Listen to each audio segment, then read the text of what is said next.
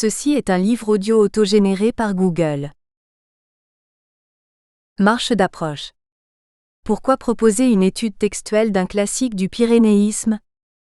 À l'entrée de Gavarnie, le visiteur est accueilli par la statue d'un vénérable vieillard appuyé contre un rocher. Les automobilistes passent et ne la voient pas.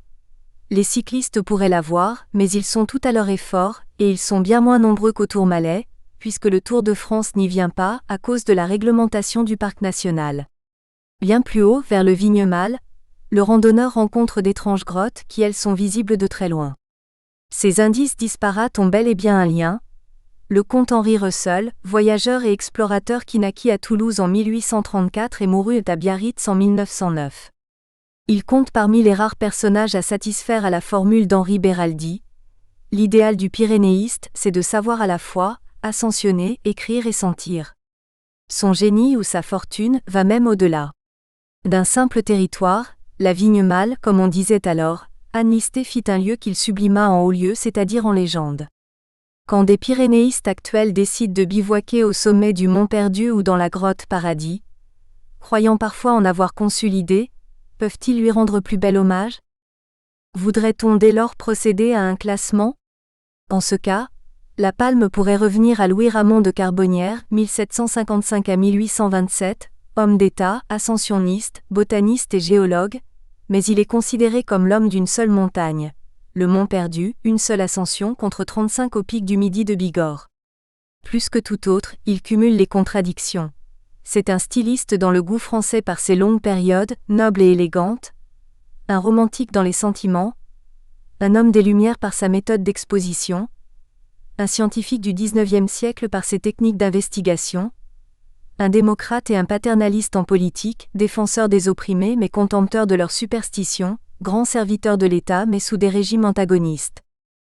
Vincent de Chozinck, 1781 à 1868, n'a pas l'envergure de Ramon, dans aucun domaine. Assurément, son orographie est étonnante de précision, même si la toponymie a quelque peu changé. Par exemple, ce qu'il appelle le Rhin de Pomby serait pour nous le Soum de Pomby ou le Moustardé. Le Faux-Taillon est devenu le Pic Basillac. La bataille de Solferino n'avait pas encore pu donner son nom à une chapelle au-dessus de Luz. Sa montagne des Tourettes est notre Gabietou. La tour et le casque sont confondus sous l'appellation de tour. Costériou désigne la totalité du Balaïtous. Le Soum de Séoub est plus connu aujourd'hui sous le nom de Pic d'Ariel, et il est facile de reconnaître le Mounéran sous le curieusement dénommé Montzéran. Ces descriptions sont criantes de vérité, et il est attentif aux populations locales, bien qu'il sacrifie volontiers aux scènes de genre rousseauiste autour des pasteurs. Chez ce fidèle continuateur sincère et attachant, le schéma intellectuel s'affadit, les digressions détonnent, sans oublier un style au mieux inégal et stéréotypé, au pire pompeux et chaotique, qui peut rebuter. À ce propos, on pourrait être tenté de faire intervenir la notion en vogue d'intertextualité. De fait, tout se passe comme si la littérature pyrénéiste était le fruit de réécritures sans fin. De Ramon, Chozinck tient en vrac la phobie des chiens, la déploration de la déforestation, les délices des haltes dédiées à l'observation et à la dégustation de lait. Mais cela va plus loin. Tout se passe comme si, au moins ponctuellement, à la brèche de Roland, face au Mont Perdu, il renonçait à ses perceptions propres pour regarder avec les yeux de son modèle et prendre sa plume. Il est clair en tout cas que ces voyageurs partagent plus que des intérêts intellectuels, des origines sociales, un système de valeurs. C'est un milieu étroit et doté d'une étonnante cohésion. À Russell on peut reprocher ses maniérismes. Ils sont certes préférables à la lourde mécanique de Chozinck, multipliant les fronts sourcilleux, les cimes chenues et les chaînes secondaires humiliées. Au demeurant, comment éviter l'un ou l'autre écueil au bout des 930 pages des voyages ou des 410 des souvenirs, 1878?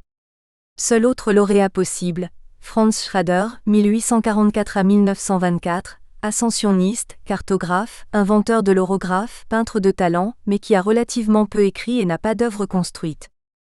Outre un fond commun, il ne me semble pas absurde d'imaginer dans cette génération des filiations par le biais de l'école polytechnique, par exemple. On y retrouve, à peu d'années d'écart, Pétier et Haussard, Chozinck, Émile Ressé, Albert Lourdes Rocheblave, Besselance, le capitaine Durand, dans les Alpes, avec l'entrée en jeu d'un facteur susceptible de renforcer encore les liens, un passage à l'école du génie de Metz, Chauzinc, Besselance, Prudent. Le rôle du protestantisme et de la géologie est avéré depuis longtemps, la géologie étant mise au service de la critique biblique. Et un autre mystère, aucun des militaires ne fit carrière, manque d'ambition? Mauvais choix stratégique? Incapacité à se couler dans le moule? Ceci, qui demande à être précisé, nous éloignerait trop de notre sujet principal. Russell appartient à une autre branche, aristocratique et catholique, comme le baron de Cinsault, le baron de Lassus, ou bien encore le comte de Bouillé-Jam. Auteur d'un nombre inégalé de premières, il fascine, mais souvent pour une mauvaise raison. À la fin de sa vie, il fit creuser ses grottes, qu'il loua pour 99 ans, et où il résidait plusieurs semaines par an. Néanmoins, cette entreprise singulière ne doit pas être balayée d'un revers de la main. Quoiqu'elle reste irréductiblement énigmatique, je m'efforcerai de l'intégrer au parcours de toute une vie.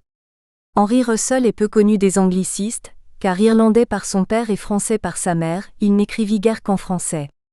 Ses rares publications en anglais présentent un intérêt limité, tenant généralement de la vulgarisation et de la publicité à l'intention d'un public néophyte.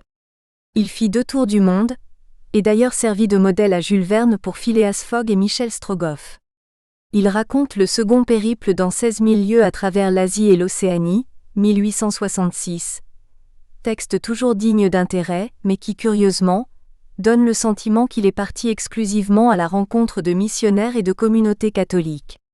Il y annonce avant même son retour son dessein de consacrer le reste de sa vie aux Pyrénées, et d'y mourir. Il s'y tiendra strictement.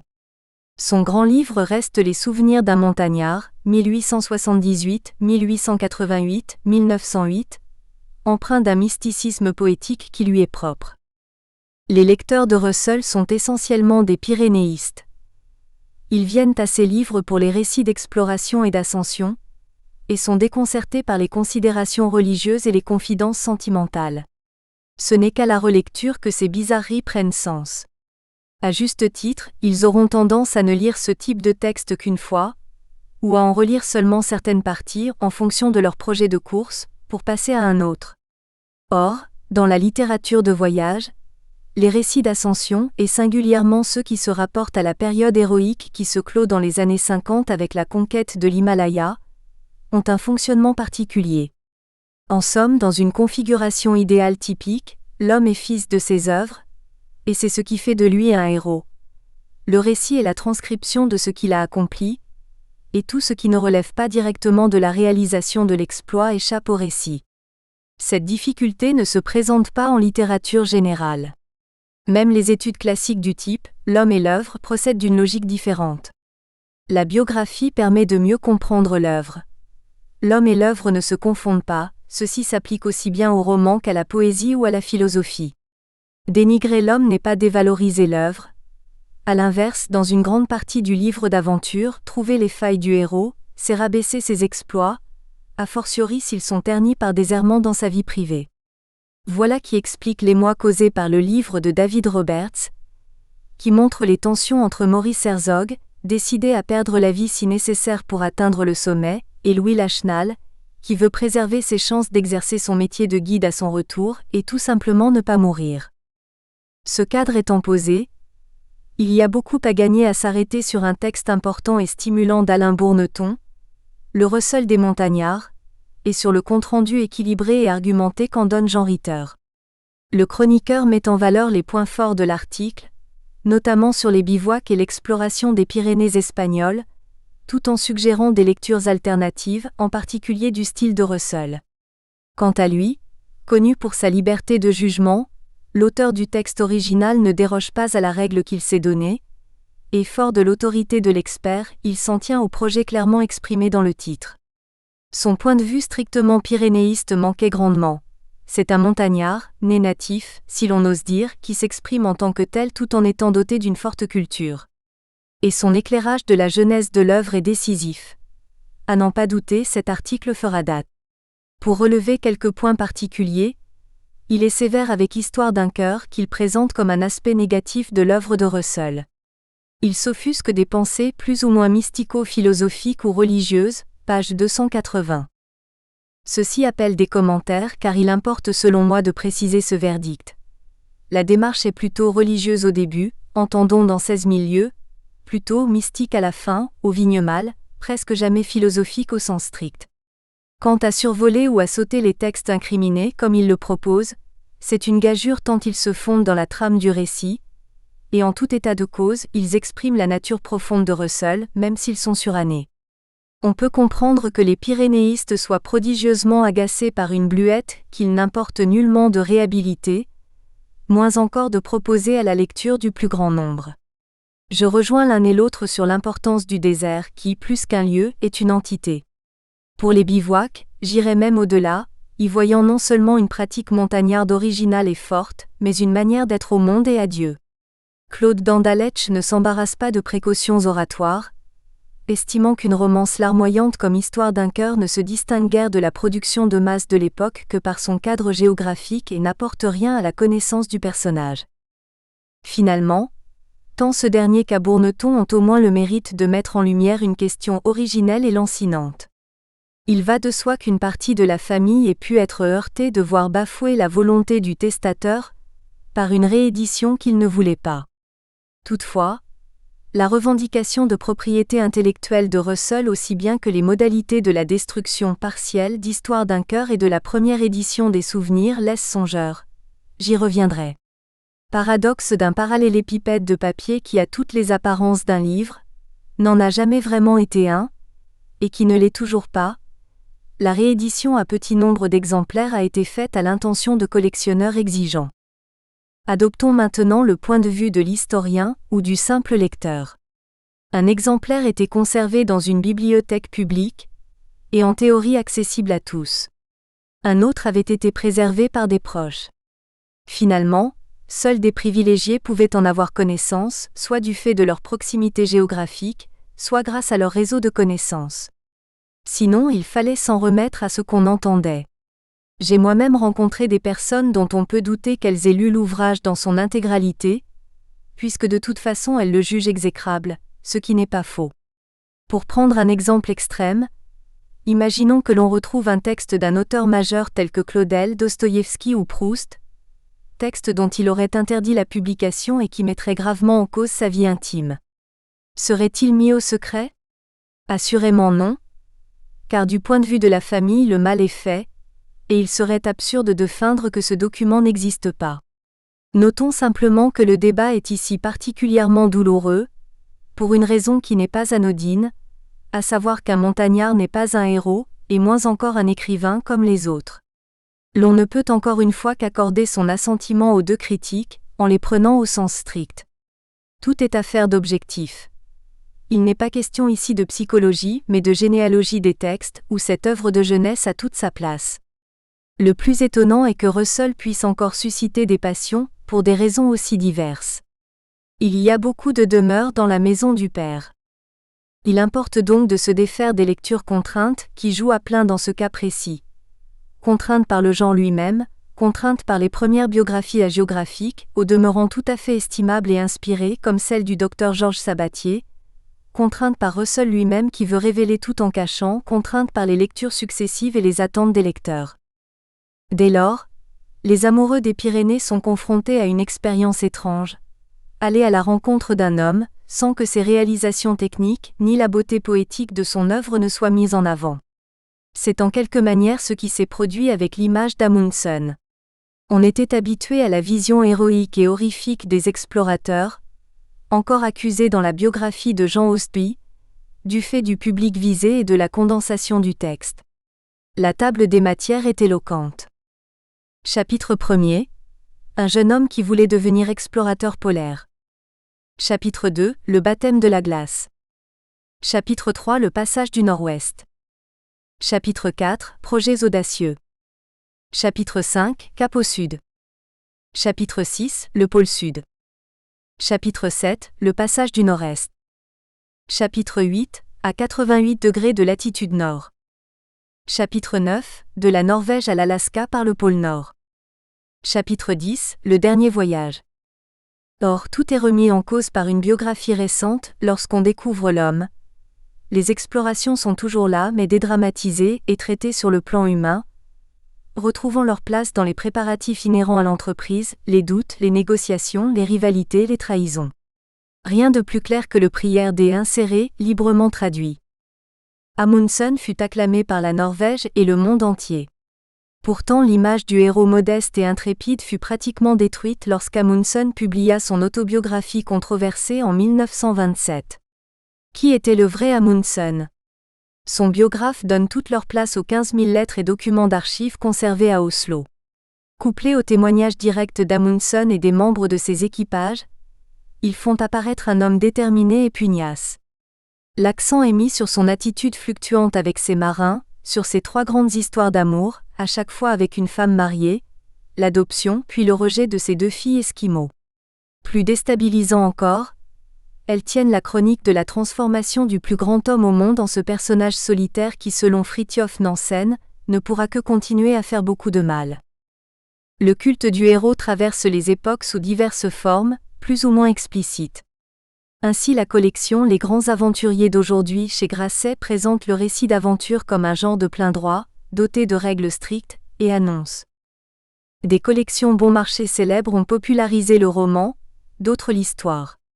Il était réservé aux Editions Grasset de faire de même pour l'aventure. N'est-ce pas celle qui édite Henri de Monfray, le plus prodigieux des coureurs d'aventure de notre temps, Monfray, dont le nom fait rêver, Monfray, dont le nom signifie l'aventure, l'évasion. Les Editions Grasset présentent donc la collection « Les grands aventuriers d'aujourd'hui ». Ce n'est pas une collection d'histoires du passé, ni de documents poussiéreux plus ou moins ranimés, que nous présentons ici. Non, des récits d'aujourd'hui. Il s'agit exclusivement d'aventures vraies contées par leurs héros. Les grands aventuriers d'aujourd'hui peuvent être recommandés de confiance pour être lus par la jeunesse. Il paraît un volume par quinzaine. Quant aux prières des insérés, il nous alerte sur les pratiques parfois brutales qui président à l'établissement du texte et pose la question de la répartition des rôles et des droits éditoriaux.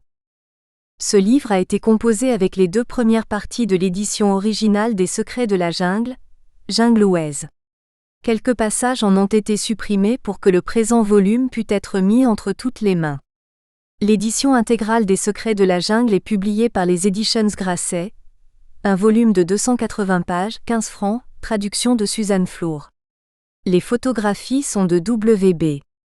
Seabrook et inédites. Copyright Wide World. Même si le concept de vérité est sujet à caution, Grasset suit des principes tout à fait estimables et cohérents. Il rejette les documents qu'il considère comme purement historiques, et n'aurait certainement pas inclus Russell dans son catalogue. Le présupposé du présent travail est pourtant qu'il peut beaucoup nous apprendre. Or, s'il est vrai que toute expérience scientifique aboutit à la destruction de l'objet de son étude, il n'est pas question ici de démythifier un héros pour démystifier ses turiféraires. Pas davantage qu'il ne s'agit de se livrer à une analyse psychologique, mais de faire parler les textes, ou plutôt de les laisser s'exprimer dans leur répétition insistante comme dans les détails apparemment aberrants ou anodins. Pour cela, les sources d'information et d'inspiration ne manquent pas.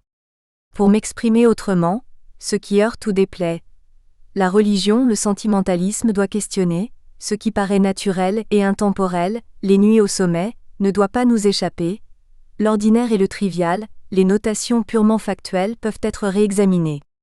Enfin, il y a ce que rien ne peut arrêter, un dimanche à la Madeleine. Les études présentant une incidence directe sur l'appréciation que l'on peut porter sur Russell sont riches et nombreuses. Michel Chadefaux brosse une vaste fresque du tourisme dans le sud-ouest au XIXe siècle. Brassant des archives d'une ampleur phénoménale, cette grande thèse au sens ancien du terme, croise de façon dynamique les méthodes de la géographie, de l'économie et de l'histoire sociale, dans un dialogue constant de l'empirisme et de la théorie. La littérature y tient un rôle réel, mais subalterne. Ce magnum opus, sans égal, présente en outre le mérite de rappeler un fait tout simple. Si original fût-il, Russell participa d'un mouvement général des pratiques et des idées. Joseph Dullum restreint son champ de recherche, mais garde la démarche de l'historien, la littérature n'étant qu'une activité parmi d'autres. Encore une fois, Russell reste appréhendé dans un groupe, et doit même céder la prééminence à Charles Pack. Cette œuvre est parachevée par Françoise Besson, qui mobilise toutes les ressources de la critique littéraire et de l'histoire de l'art pour examiner avec minutie et exhaustivité l'ensemble des productions artistiques de l'époque, grandes et modestes. Elle apporte une dimension théorique qui manquait à Joseph Dullum. Par définition, elle recherche un Russell clairement identifiable, auteur avant tout, plutôt qu'un individu complexe et changeant. La représentation des Pyrénées dans les arts visuels est remarquablement traitée par Hélène Sorbet, ouvrant de vastes perspectives. Le séminaire L'Appartenir, qu'elle codirige avec Gérard Pellet à Bordeaux, m'a apporté bien des éléments de réflexion. La conquête alpine à l'âge d'or est narrée avec brio par Yves Ballu.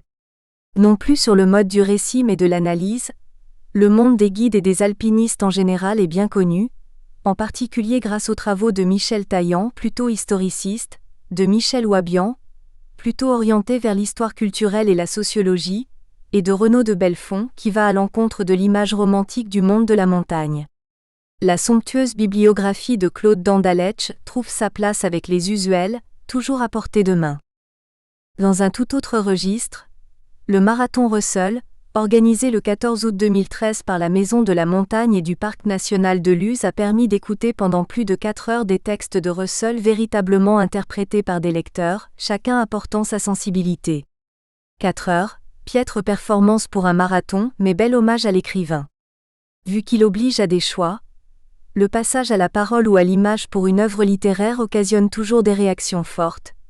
Expérience bénéfique pour moi, qui oscillait entre l'adhésion, l'étonnement, voire la remise en question de certitudes faciles et le rejet pur et simple. Les témoignages sur Russell abondent. Quelques textes retiennent particulièrement l'attention. Le beau texte du docteur Georges Sabatier vaut par ses qualités propres, mais il tient plutôt de la géographie.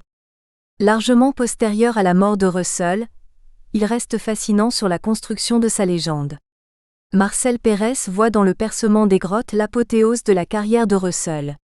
Il le présente comme un aventurier, un mondain, un montagnard pyrénéiste, un prophète en avance sur son temps, un aristocrate raffiné, un humaniste, un écrivain.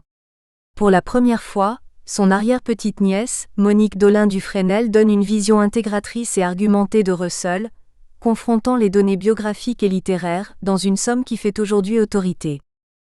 Aux antipodes, avec un beau savoir-faire et un sens affirmé de l'anecdote et du détail parlant, Rosemary Bellay s'inscrit dans une lignée du type « Un anglais parle aux Anglais d'une France étrange mais attachante », d'où le titre spectaculaire à souhait.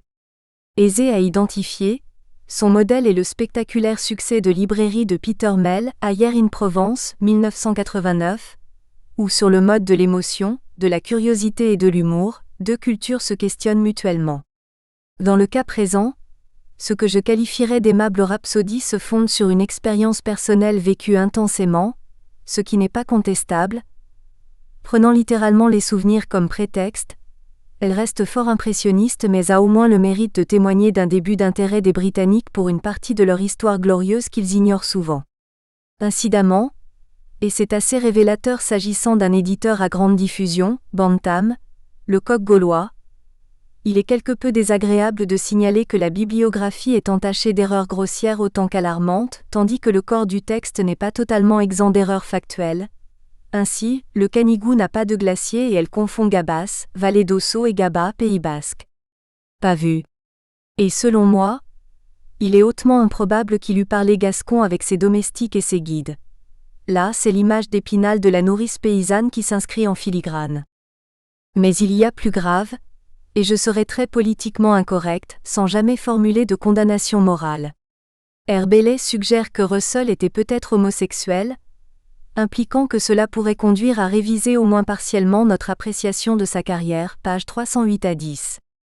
De fait, Russell laisse planer le mystère sur sa vie privée, et le mystère est le terreau de tous les fantasmes. Mais ne serait-on pas vieux garçon tout simplement par impossibilité de se marier ?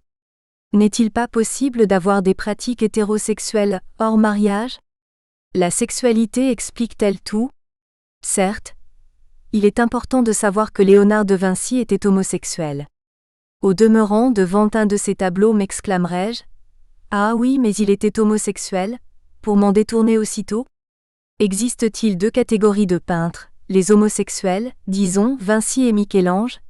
Et les hétérosexuels, disons Manet et Picasso, peu importe lesquels? Le croire serait avoir une vue bien réductrice et désolante de l'art et de l'humanité. Poursuivons. N'existe-t-il pas de véritables amitiés viriles? Sans doute. La sexualité ne s'évapore pas avec l'altitude, même si c'est encore un sujet délicat à traiter. Pour autant, les refuges ne sont pas des lupanars. L'imaginer serait méconnaître la nature de la promiscuité qui y règne. Enfin, si Russell était effectivement homosexuel, ce qui reste à prouver, cela dispense-t-il d'examiner attentivement ces textes? En somme, sur ce point précis, elle donne une réponse toute faite à une question mal posée. Les montagnes se dressent vers le ciel et il y fit creuser des cavités? La belle affaire. Concrètement, je persiste à penser qu'une découverte en ce sens n'invaliderait pas ma démarche, dans la mesure où je ne prétends nullement dresser un portrait psychologique ou psychanalytique du personnage, ce qui de toute façon relève des compétences de spécialistes. Pour la même raison, je ne m'aventure pas sur le territoire de l'éco-critique, démarche récemment apparue dont il est encore difficile d'apprécier la pertinence. Retenons seulement que nos conceptions respectives du travail de l'imagination, de l'empathie et de la confession, problèmes bien réels, sont certes différentes mais complémentaires. Son début est ma fin. Quoi qu'il en soit, résumer ou raconter pour raconter, c'est encore interpréter. L'époque de Russell est bien révolue, et les Pyrénées sont sorties d'un certain monde légendaire. Si je puis me permettre de rapporter une anecdote personnelle, je me trouvais récemment au refuge Russell, sur les flancs de l'Ardiden, précisément au retour d'une ascension collective nocturne, où je bavardais fort agréablement avec un couple d'Irlandais. Ils seront repartis avec le peu d'informations que je leur aurais données sur les explorateurs britanniques des Pyrénées. Ce n'est pas une critique, mais un simple constat. Comme au théâtre au moment des applaudissements, l'on s'aperçoit, un peu gêné, que derrière les acteurs s'étaient effacés des individus, sauf que l'on ne les connaît pas. Il s'agira ici de mettre en rapport des aspects généralement inaperçus du texte, qui émergent avec insistance. Ayant redonné la primauté à l'œuvre et à sa construction dans la durée, l'objectif sera de mettre en regard ces lectures partielles, non pas pour lisser forcément l'image du personnage, mais pour questionner les évidences. La méthode consistera à examiner les différentes éditions des mêmes textes, et les diverses narrations des mêmes événements dans des textes différents, à confronter les textes au hors-texte et à différentes mises en œuvre du même matériau dans différents types de publications, articles, livres, plaquettes, etc. Il se trouve que ce terme est déjà problématique, dans la mesure où certains tirages sont privés voire interdits de diffusion. Globalement, l'attitude de Russell à l'égard de l'imprimé est quelque peu originale, voire déconcertante. Avant même l'établissement du texte définitif et la publication proprement dite, il fait exécuter des impressions qualifiées de pré-originales sur le site des Amis du Livre Pyrénéen, rubrique « Les plaquettes Ascension », qui lui tiennent lieu de manuscrits intermédiaires, certains exemplaires étant distribués à des amis. Or, c'est précisément de l'histoire des éditions que découlent la plupart des problèmes d'interprétation. Cela se traduit de façon spectaculaire sur le plan matériel par l'accumulation de petits fascicules standardisés. Russell avait mis en place une publication annuelle des récits de ses principales courses, sur le modèle des comptes rendus factuels de l'Alpine Club.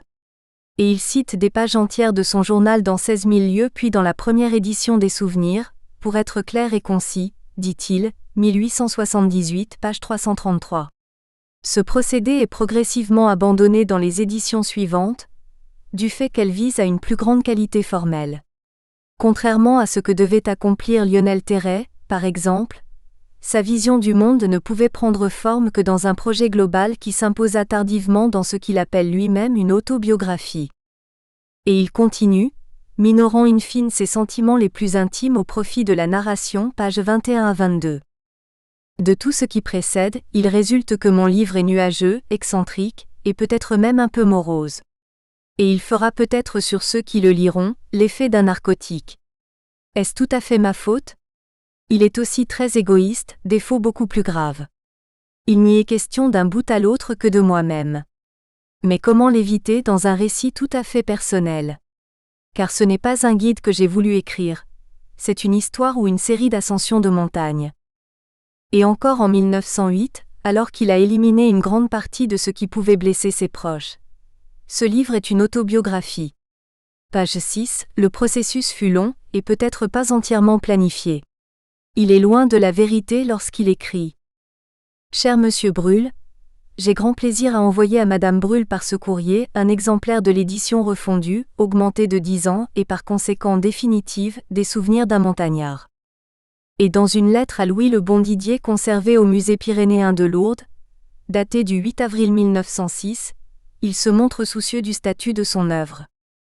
Vous avez eu la bonté de m'offrir QQS SIC, renseignements inédits de vos courses, pour la seconde édition de mes souvenirs, et j'aurais été enchanté d'utiliser votre obligeance si mon ouvrage était un guide, mais comme c'est exclusivement un récit personnel, une vraie biographie, il serait difficile d'y introduire d'autres ascensions que les miennes, mais j'aurais grand plaisir à y faire de fréquentes allusions.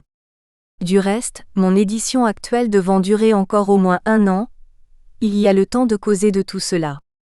Une telle recherche des origines d'une vocation se retrouve tant chez les explorateurs que chez les poètes. Un exemple patent en est fourni par Chauzinck, qui, s'affranchissant brutalement des contraintes de l'exposé géologique, se remémore son exaltation, arrivé dans la lanterne de la cathédrale de Strasbourg, et l'appel des Alpes, imaginé dans le lointain, pages 51 à 55. Il n'est pourtant pas conscient qu'il emboîte ainsi le pas à Goethe, qui se hissa à grand-peine au sommet du monument en 1770, après avoir lutté contre son vertige.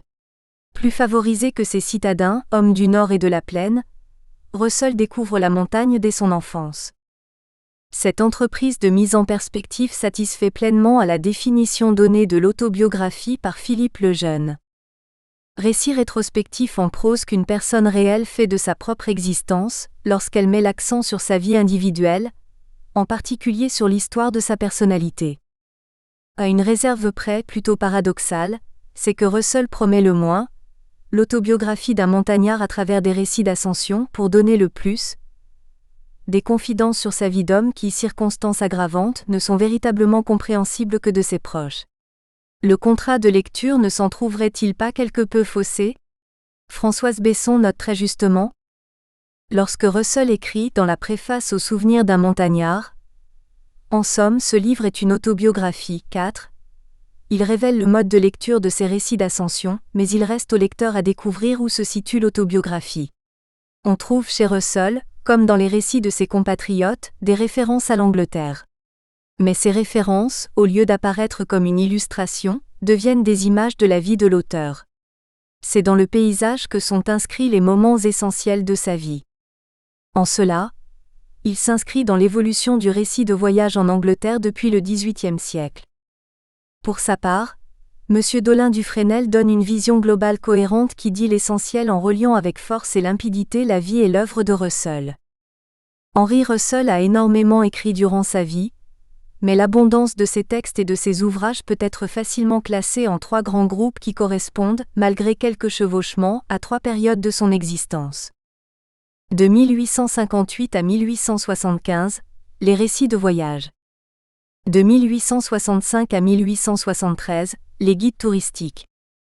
De 1871 à 1908, la montagne. Il n'écrira qu'un seul roman en 1871, inclassable dans ces catégories, et qu'il ne voulut pas publier. Cette interprétation doit être préservée dans ses grandes lignes, mais semble susceptible d'un rééquilibrage ou d'aménagement. L'hypothèse retenue ici est que l'œuvre de Russell est une recherche, un processus, plutôt qu'une suite d'étapes bien identifiées. Elle comporte certes des dominantes, mais elle reste toujours en devenir, jamais totalement aboutie. Elle est faite de continuité, de recoupement, de retour en arrière. Au surplus, Histoire d'un cœur, tout en restant déconcertant, doit être replacée au centre du questionnement car cette confession romancée rapporte des faits déterminants pour la suite. Dans ce contexte, la tentative de reconstruction du processus d'élaboration est rendue possible par le fait que Russell reprend les mêmes références au fil des rééditions de ses différentes œuvres, essentiellement 16 000 lieues, 1864, Les Grandes Ascensions, 1866, les 3 éditions des Souvenirs, 1878, 1888, 1908, Histoire et vicissitudes de mes grottes du Vignemale, 1895, et les extraits parus dans Mes voyages, 1906, avec en filigrane Histoire d'un cœur, 1871. Monolithe sans faille si on l'aborde sous un seul aspect, son œuvre apparaît aussi complexe que le massif du Vignemale pour peu que l'on se laisse captiver par les détails. Par exemple, déjà dans le bulletin de la Société Ramon, Exploration pyrénéenne, page 79, puis dans l'édition de 1878 des Souvenirs, page 98, il se livre à des considérations sur la couleur bleue, sans grande originalité sur le fond. Il les tient pour l'essentiel des théoriciens de la peinture de paysage, qu'il développe plus tard dans Du bleu dans la nature, 1898. De la même façon, Une ascension du Pyménée lui donne la matière de Nuages et montagnes, édition du Centenaire, page 378 à 80. C'est en fait un esprit systématique qui procède par accrétion, réemploi et réécriture, parfois par condensation. Pour ce qui est de la correspondance, elle le montre préoccupé des faits, de l'orographie, des altitudes et généralement de l'échange et de la confrontation d'informations avec ses pairs, ce qui est somme toute attendu, dans la mesure où le massif était encore mal connu. Sur un autre plan, elle présente l'intérêt que, sous le couvert de formules de courtoisie convenues, Russell se livre avec plus de spontanéité sur des sujets personnels, sans s'inquiéter de son image publique, ce qui permet d'ouvrir perspective et questionnement. Encore une fois, il ne s'agit pas ici de démêler le vrai du faux. Il serait vain, mesquin, et bien trop facile de vouloir le prendre en défaut, même si cela peut constituer une étape nécessaire. Il est bien plus fascinant de voir les événements, les textes et les rêves s'engendrer les uns les autres. Quand Russell glisse « Ceci est une autobiographie », oserais-je dire « Ceci n'est pas une biographie ». Conscient des difficultés, je me range au constat établi par Roger Chartier.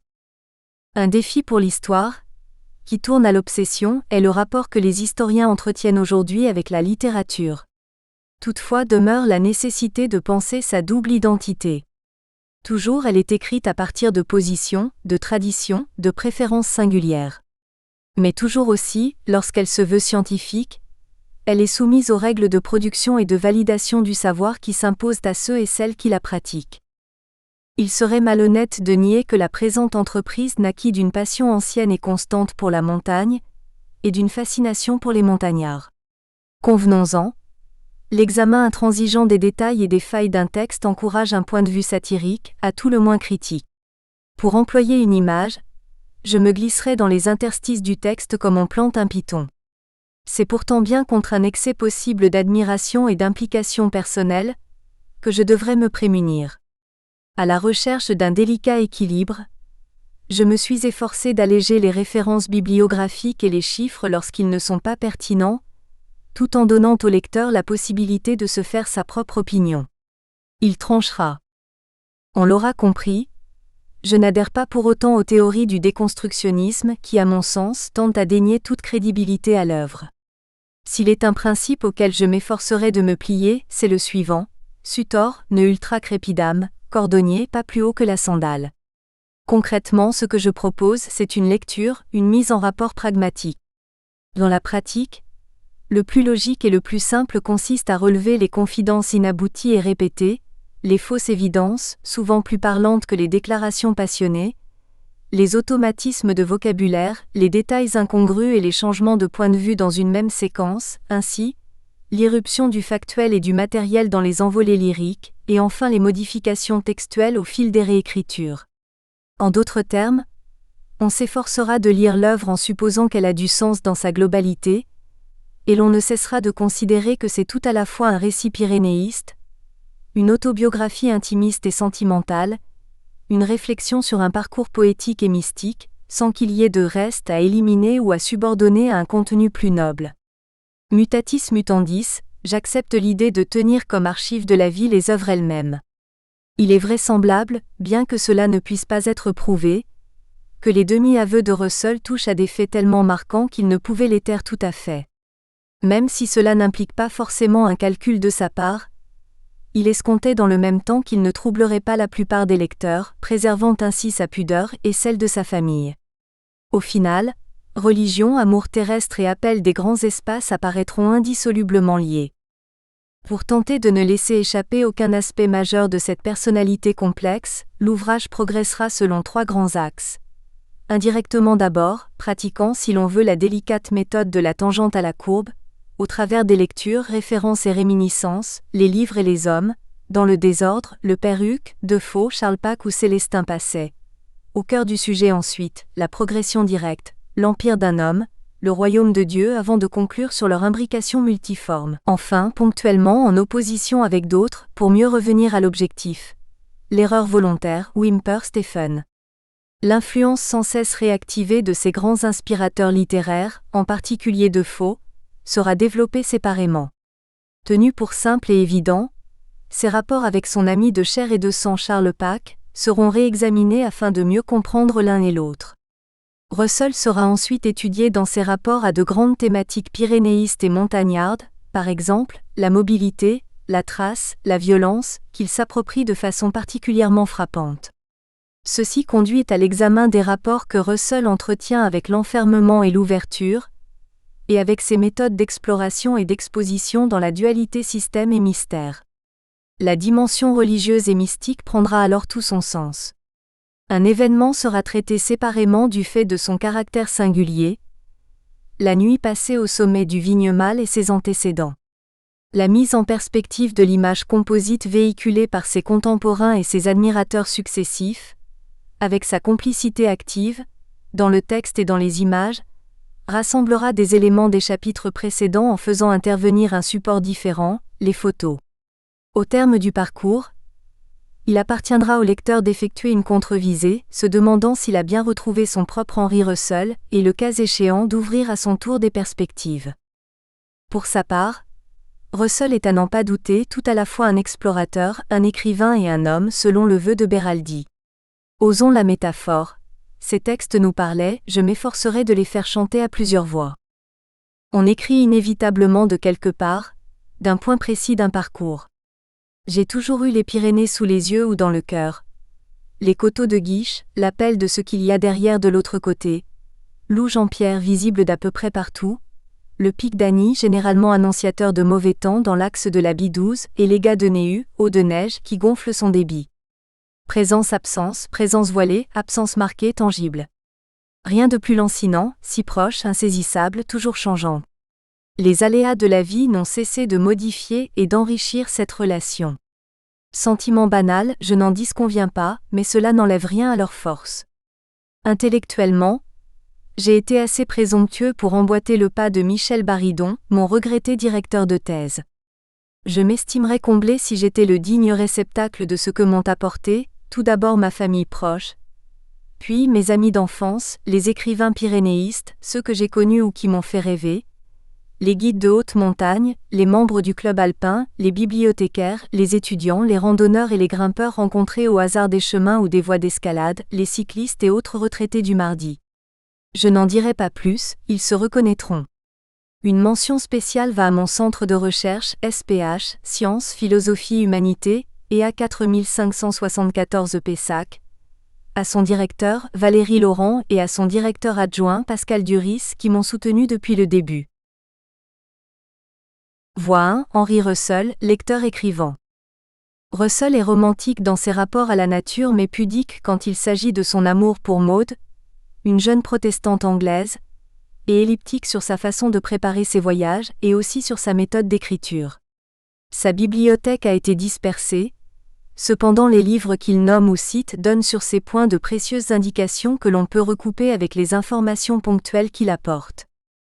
Les grandes ascensions ne nous occuperont guère, et pour cause, même si cette plaquette très sous-estimée vaut encore pour ses qualités littéraires. Il y rend hommage à Néré Boubé, 1806 à 1862, pour ses ouvrages sur Luchon à l'usage des touristes, pages 6 à 7. En toute logique, c'est la seule référence de ce guide, qui ne veut fournir que des renseignements pratiques. 16 000 lieues narre son second tour du monde, 1858 à 1861. En grande partie axée sur les mœurs et la politique, l'œuvre ne comporte que peu d'allusions à des classiques. Cicéron en épigraphe, tandis que les souvenirs seront placés sous l'invocation du psaume 93, Virgile, Ovide et Horace, mais qui se maintiendront au fil des œuvres et des éditions. D'autres indices émergent. Ainsi, comment écrit-il son livre ? Il tient un journal qu'il retranscrit verbatim. Alors, le récit se fait plus spontané et moins apprêté, moins organisé. Cependant, il ne s'attarde ni sur sa façon de procéder, ni sur le rythme de ses prises de notes qui peut avoir ses failles, vol 1, page 53. Il perd même son calepin à Shanghai, vol 1, page 23. Cela ne l'empêche pas d'avancer la rédaction finale. Pour preuve, quelque peu à court d'argent à Calcutta, il publie dans The Englishman une partie du récit de sa traversée de l'Asie sous le titre « My Journey from Kyakhta to Peking and Down the Amur River to Japan, accomplished between February and July 1859 ». Une autre paraîtra dans le Bangalore Herald, vol 1, page 174. À l'évidence, certaines périodes se prêtent mieux à l'écriture que d'autres. La Sibérie, quand il est bloqué sur son tarantass, mais frigorifié, volume 1, ch 4, plus que l'Inde et l'Himalaya, où il part seul en exploration au risque de sa vie. À son retour, il consulte également les lettres qu'il a écrites à sa famille, vol 1, page 34.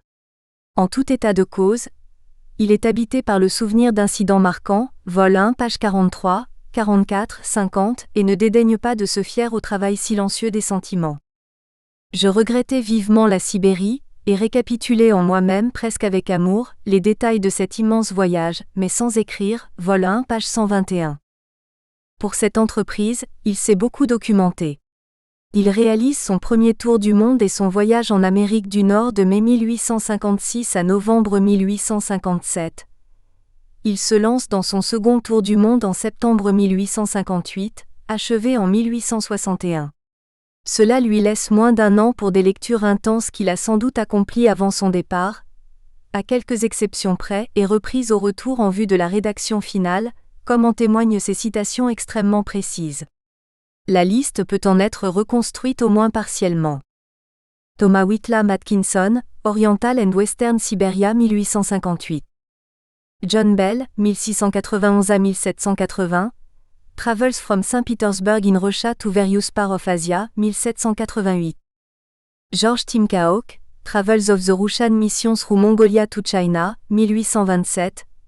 Lecture complétée par l'étude des cartes du capitaine Bouvier. Le père de la Brunière sur la Sibérie, dans les Annales de la propagation de la foi, 1848. Ida Pfeiffer, 1797 à 1858, sans précision de titre sur la Chine. Le père Joseph Gabet, 1808 à 1853, dans les Annales de la propagation de la foi. Le docteur Elisha Kent Kane, 1820 à 1857, explorateur américain de l'Arctique. Cummins. La Pérouse et Bougainville.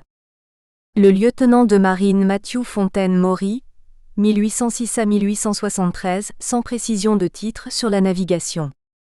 Charles Sturt, en Account of a Journey to South Australia, 1838. Ludwig Leichhardt, 1813 à 1848, sans précision de titre sur l'Australie. Rise and Progress in Australia, Tasmania and New Zealand, by Ant Englishman. Joel Samuel Pollack, 1807 à 1882, New Zealand, 1838. Robert Gray, 1755 à 1806, explorateur du Pacifique. Georg von Benzen, 1824 à 1896, homme politique allemand. Edward de Warren, l'Inde anglaise, 1844. Le capitaine, Charles William, 1780 à 1861. Pasley, Essay on the Military Policy and Institution of the British Empire, 1811. Le père Jean-Antoine Dubois, 1766 à 1848. Letters on the State of Christianity in India, 1823. Eugène Anatole de Valbézen, 1815 à 1885, pseudonyme Major Fridolin pour ses écrits sur l'Inde. Victor Hugo. Chateaubriand et Cooper. Pascal, Montesquieu et Bossuet. Dickens. Milton. Monseigneur Rudecindo Salvado, Mémoires historiques sur l'Australie 1854. Edward John Eyre, 1815 à 1901, sans précision de titre sur l'Australie. Thomas Mitchell, Tropical Australia 1848. Sir Emerson Ten, Ceylon, 1859. Alexander von Humboldt.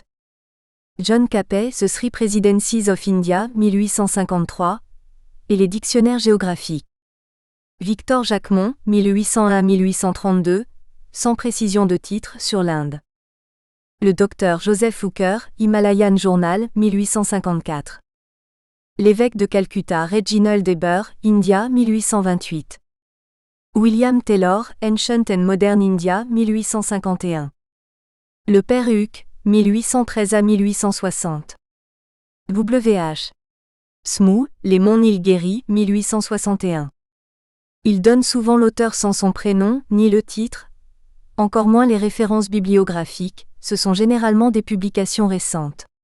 Les coquilles ne facilitent pas les identifications. Madame Dolin-Dufresnel m'indique très aimablement que la plupart venaient de la Société de géographie, dont il était membre, de l'éditeur Longmans, du Cercle anglais de Pau ou d'amis. Ces auteurs peuvent rester anonymes, lorsqu'il a à l'esprit toute une catégorie de livres, qualifiés en termes généraux, montrant en creux l'étendue de ses lectures, 7 exemples.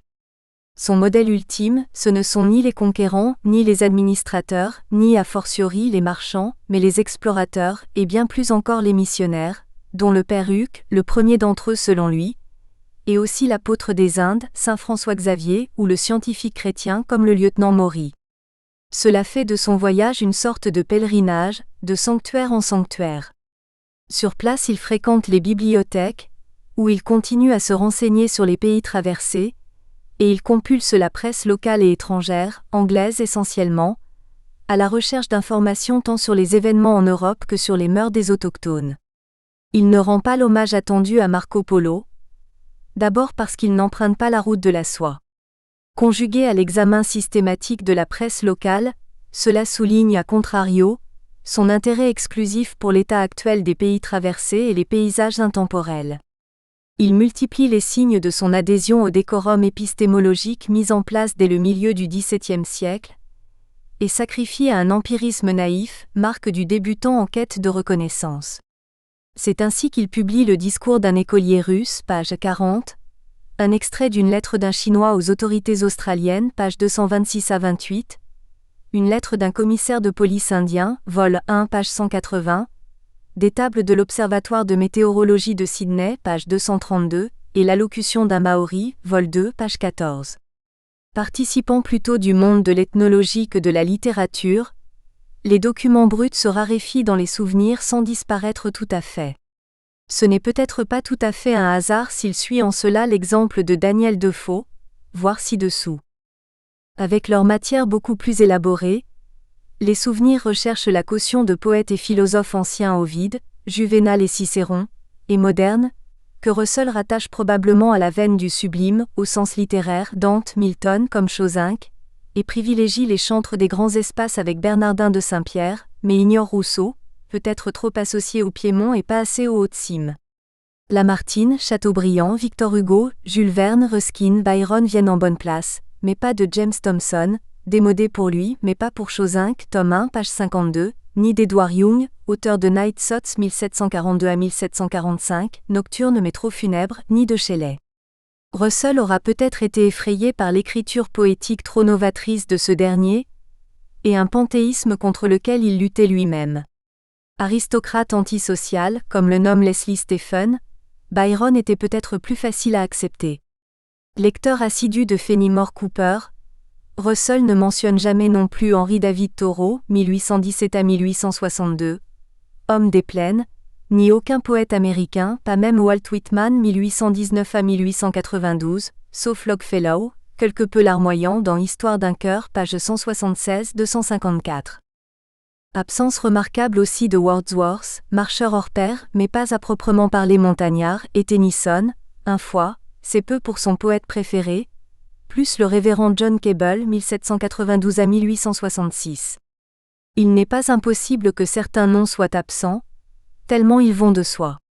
Il ne néglige pas les poètes locaux, Jasmin 1798 à 1864, Cyprien Despourins 1698 à 1759, et Frédéric Soutrat 1815 à 1884, dans un long passage où les mondanités le disputent à l'admiration sincère, mais n'apparaît pas Francis Jammes qu'il connaît pourtant. Exception, il nourrit de l'estime, de quel ordre, pour l'avant-gardiste Saint John Perse. Dans un autre registre, au détour d'une allusion approximative et énigmatique, Élisabeth ou les exilés de Sibérie, roman de Sophie Cottin publié en 1806, semble s'imposer à lui en rassemblant Bagnères de Bigorre, les voyages solitaires en Sibérie retracés dans 16 000 lieues, et la piété filiale, Maud et Arthur réunis en filigrane. Par une tranquille et tiède soirée d'automne, je me promenais solitairement sur les collines encore fleuries de Bagnères de Bigorre, qui inspirèrent un jour l'aimable auteur d'Élisabeth ou l'exilé en Sibérie. Page 309. Ce spectacle le ramène irrésistiblement 50 ans avant, au 24 septembre 1858, donc à son amour perdu et à ses adieux à ses parents dans ces mêmes lieux. Il était reparti presque sitôt pour son second tour du monde. La vue de ces coteaux familiers a manifestement plus de résonance pour lui qu'au sein d'une œuvre romanesque insignifiante, même si Madame Cottin a sa statue à Bagnères, sans compter qu'une référence à Mathilde, composée dans la station thermale, aurait été une référence plus appropriée. Cet autre récit, le plus connu de son auteur, aurait au moins eu l'attrait de la couleur locale. Malgré la prise de distance habituelle, aimable, révèle qu'il a été marqué par les sentiments exprimés plutôt que par les aventures. Sinon, pourquoi faire le détour par un roman, le seul, hormis le cas bien particulier de Robinson, qui plus est oublié depuis longtemps au moment de la publication des souvenirs? Ajoutons qu'il a orthographié Élisabeth à l'anglaise. En tout état de cause, cette bluette n'aura pu lui être d'aucun secours dans la préparation de ses voyages.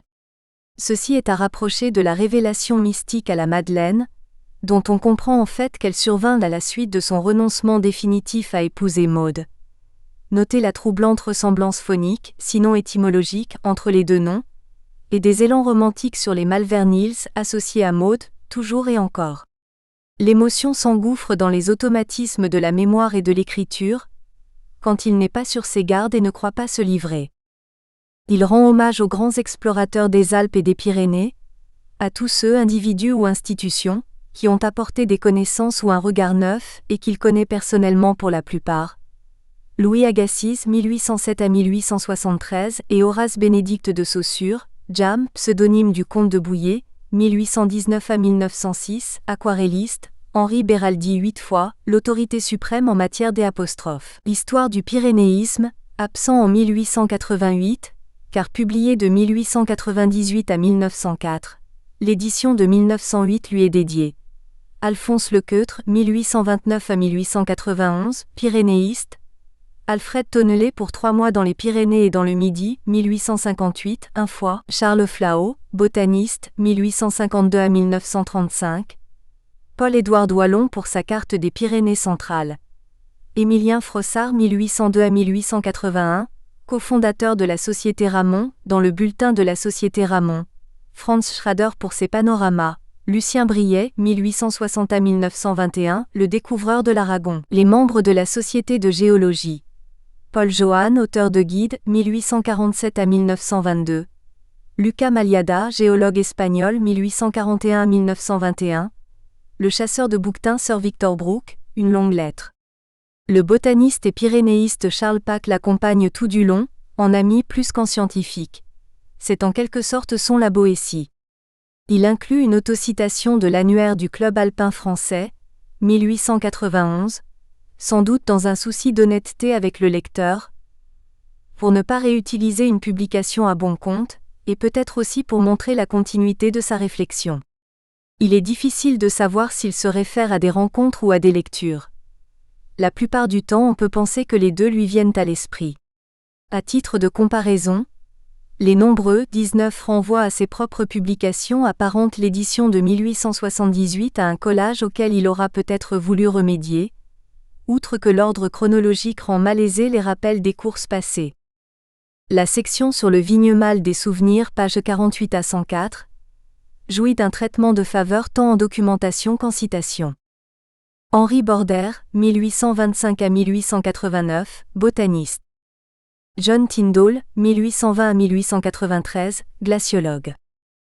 Jules Vallot, 1854 à 1925, géographe et alpiniste. Émile Belloc, 1841 à 1914, pyrénéiste et hydrologue. Douglas Freshfield, président de l'Alpine Club de 1893 à 1895, dans son article de l'Alpine Journal. Martin Conway sur le Spitzberg, 1897. Maurice Gourdon, 1847 à 1941 pour ses explorations et ses photographies, mais cité en tant que visiteur. Maurice May, 1853 à 1937, photographe. L'illustration, seulement en 1888.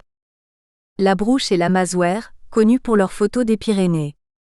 L'explorateur suédois Nils Nordenskjöld, 1869 à 1928. Mademoiselle Marie Prévota, photographe. Ross, photographe, le 12 août 1884 au Vignemale, en tant qu'ami ou que professionnel. Darwin, pour l'attaquer. Histoire et vicissitudes de mes grottes du Vignemale. Il pratique plus copieusement qu'ailleurs l'autocitation, renvoyant à des publications de l'annuaire du Club alpin français, 1888, de la Revue des Pyrénées, 1890 et du Bulletin du Club alpin section du Sud-Ouest. Reste Vincent de Chozinck, déterminant, mais qu'il ne cite qu'une fois comme écrivain, comme Louis-Ramon de Carbonnières, alors qu'il les a non seulement lus mais étudiés minutieusement pour la préparation de ses courses. Le texte dit donc les sources documentaires, mais pas forcément les influences les plus fortes. Il aime à penser qu'il revient sur les traces de ses grands devanciers, voire sur les siennes propres, cultivant ainsi la reviviscence. Cette section est aussi la seule qui bénéficie de la description détaillée d'une station botanique, page 75. Pour cela il ne s'abrite derrière aucune autorité écrite, mais on peut imaginer qu'il a beaucoup appris au contact de Charles Pacques, du fameux Pierrine Gaston Sacaz, de Béoste, près de la Reims, et de Bordère, de Gèdre à qui il rend hommage. C'est dans le domaine des références scientifiques qu'il est le plus faible. C'est probablement le critère religieux qui l'emporte dans son choix. S'il ne les ignore certainement pas, il est quand même curieux qu'il ne mentionne aucun des grands explorateurs des pôles à part Martin Conway. Où sont donc Nansen, Amundsen, Peary et Scott même si ce ne sont pas des écrivains? À moins qu'ils ne hantent son imaginaire, amalgamé à un Robinson des zones glaciales. Et puis je restais seul, avec les sensations d'un naufragé sur le pôle Nord. Souvenir, 1888, page 53. Ou bien encore. J'avais les sensations d'un naufragé perdu sur un îlot glacial, funèbre et silencieux des mers arctiques. 1895, page 5. Autre élément à ne pas négliger. Très malade à la fin de sa vie, il cessa peut-être de se tenir au fait de ces questions. Il était surtout troublé par la crainte de ne pas mener à terme la 3e édition des Souvenirs. Globalement, il affecte une posture antimatérialiste doublée d'un certain dilettantisme dans des poncifs consensuels qu'il laisse inchangés au fil des éditions. La nature est autre chose qu'un laboratoire, c'est un spectacle et une école. D'ailleurs, les choses que l'on apprend le moins sont souvent celles qui plaisent le plus. Qu'est-ce que la mélodie, l'harmonie et l'amour? Qu'est-ce que le beau? Et même dans l'ordre purement physique, sait-on et saura-t-on jamais exactement ce que c'est qu'un fluide? Qu'est-ce que l'affinité chimique, l'ozone et le sommeil? Le saura-t-on dans 10 000 ans? Il est probable que non, et nous n'y perdrons rien. Nous n'avons pas besoin de savoir décomposer les rayons du soleil pour l'admirer quand il se couche. Et lorsque nous voyons briller dans le regard de l'homme les grands éclairs de la passion, de la douleur et du génie, peu nous importe de savoir ce que c'est que la cornée, la sclérotique et les humeurs aqueuses. Les choses vraiment sublimes, nous les sentons, mais nous ne les apprenons pas, et nous les comprenons bien moins encore. Notre âme est avant tout mystique. Les faits et les réalités ne lui suffisent jamais. Elle est éprise de l'infini et du mystère, et elle aime à bondir librement dans l'espace, comme les étoiles, les oiseaux et le vent. Édition du Centenaire, page 8 à 9. Robinson est une source d'inspiration constante, en partie à son insu. Robinson, c'est son livre de poche et son livre de chevet. On sait qu'il en emportait un exemplaire pour ses villégiatures au Vignemale. On relève dans 16 000 lieues. La solitude la plus absolue, celle de Robinson Crusoe sic. Le tréma sur le E marque la transcription française du nom du héros, vol 2, page 60. Robinson en sortant de son île avait l'humeur moins sauvage que presque tous ceux que j'ai eu le malheur de rencontrer sur mer, vol 2, page 144. Robinson est un enfant. Nous espérons que vous avez apprécié cet aperçu. Pour continuer à écouter ce livre audio sur Google Play Livres, utilisez le lien dans la description de la vidéo.